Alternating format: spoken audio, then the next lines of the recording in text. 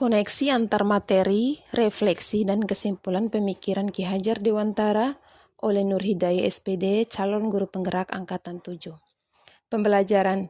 Sebelum mempelajari konsep Ki Hajar Dewantara, dalam melakukan pembelajaran di kelas, saya masih kesulitan untuk mendesain pembelajaran yang berpusat kepada siswa. Selain itu, saya mengharuskan semua siswa untuk menguasai semua mata pelajaran dengan mendapatkan nilai mencapai KKM yang ditetapkan oleh sekolah. Saya juga jarang sekali melakukan refleksi terkait pembelajaran yang sudah dilakukan, sehingga saya tidak mengetahui sejauh mana keberhasilan proses pembelajaran yang sudah berjalan. Saya juga masih berasumsi bahwa hasil akhir adalah segalanya, tanpa melihat proses siswa dalam belajar, sehingga muncul pemikiran bahwa anak yang nilainya bagus dikatakan pandai dan yang nilainya rendah diremehkan. Hal ini terkadang membuat siswa tertekan karena harus mendapatkan nilai akhir yang bagus, imbasnya kepercayaan diri anak menurun. Kurangnya pendekatan secara emosional dengan siswa, sehingga penanaman nilai-nilai karakter kurang terbangun dengan baik.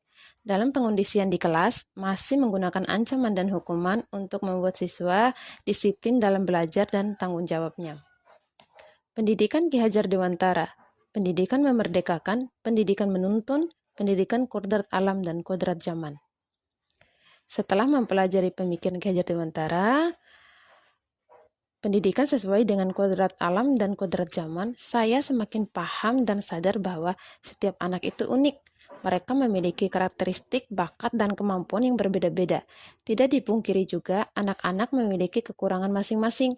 Namun saya yakin dan percaya bahwa dengan memberikan kepercayaan, arahan, dan mengeksplor lebih jauh, maka potensi pada diri anak dapat muncul dan mencapai tingkat tertinggi. Pendidikan memerdekakan. Setelah mempelajari pemikiran Ki Hajar Dewantara, pendidikan yang memerdekakan membuat siswa belajar tanpa tekanan sesuai dengan karakteristik dan kemampuan anak. Mereka mempunyai gaya belajar yang beraneka ragam sesuai audiovisual, sampai pada kinestetik. Tugas guru untuk mendesain pembelajaran yang akan mengakomodir gaya belajar anak yang beraneka ragam. Strategi yang saya lakukan adalah mengidentifikasikan karakter siswa, mengetahui hambatan, kemajuan, dan tingkat perkembangan siswa dalam belajar. Selain itu, melakukan pendekatan dengan berbagai metode belajar yang variatif, agar membuat siswa senang, semangat, dan mengikuti pembelajaran dengan baik. Pendidikan menuntun. Saya menyadari bahwa sebagai pendidik tidak bisa memaksa kehendak kita untuk diikuti oleh anak. Memberikan berbagai materi kepada siswa tanpa memperhatikan kemampuan dan bakat siswa dapat membuat tertekan pada belajarnya.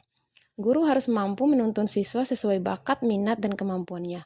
Oleh karena itu, saya berusaha untuk menciptakan suasana belajar yang menyenangkan, apalagi pada tingkat sekolah menengah atas di mana anak harus mampu menemukan dan mengembangkan potensi yang ada pada dirinya, sebagai bekal dalam menyongsong kehidupan di masa depan. Guru sebagai role model yang akan selalu dilihat dan ditiru oleh siswa, baik dari perkataan sampai pada perbuatan. Untuk itu, saya harus menjadi teladan yang baik bagi siswa dalam menanam budi pekerti serta menjadi pendidik. Ingarso sung tulodo, ing media mangun karso tuturi handayani. Penerapan untuk mewujudkan pemikiran Ki Hajar Dewantara. Berusaha menjadi teladan bagi siswa baik dalam perkataan maupun perbuatan. Melakukan pembiasaan pendidikan karakter secara berkelanjutan. Merancang pembelajaran yang menyenangkan dan berpusat kepada siswa, melakukan pendekatan emosional kepada siswa dengan saling berbagi cerita dan motivasi kepada anak-anak, mengenali karakter dan latar belakang siswa dengan menjalin komunikasi yang baik dengan orang tua siswa, memfasilitasi siswa dalam mengembangkan potensi dan kreativitasnya sesuai bakat dan minatnya. Sampai jumpa dan terima kasih.